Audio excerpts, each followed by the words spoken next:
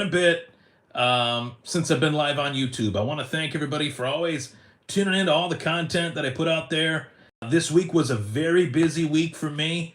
I went on a vacation, and in the midst of planning the vacation, I knew that the calendar would coincide or connect with a massive boxing event. And anyone that tells you differently um, would be lying to themselves, because prior to this fight with Tyson Fury and Francis Ngannou, I knew it was a big fight. Anytime you have the lineal heavyweight champion of the world who's undefeated stepping back into a boxing ring against anybody, it's worthy to watch. It's worthy to see how that fighter competes.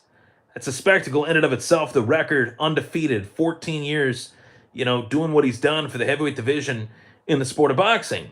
But the competition was the question, whether or not Francis Ngannou was going to be a worthy adversary. And many, many, many people said that Francis had no shot in this fight. Myself included, stated, and I quote, knowing what I stated, I'd have a very hard time seeing Francis Ngannou winning this fight. And there's a lot of wrinkles to that quote, because I knew that Francis was willing to fight Fury. To sign that contract means I'm not just going to go in there and just dance around with this guy. I'm going to go in there losing virtually to gain. If he knocked out Francis in the first round, even, most would say that's expected.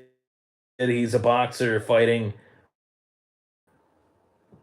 not a boxer, right? So we've seen this before with Floyd Mayweather and Conor McGregor, and those that go back and look at that fight, they'd say that, well, Conor gassed out. There's a lot more to that fight than simply Conor gassed out. Floyd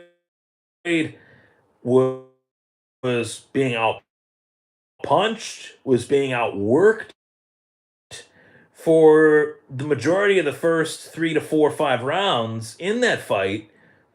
And on the flip side of that, you could say, well, Floyd was downloading the data, finding out a way to not in punches and find out the weakness as they this multiple time achievements that I've ever seen an athlete put forth in Francis Ngannou.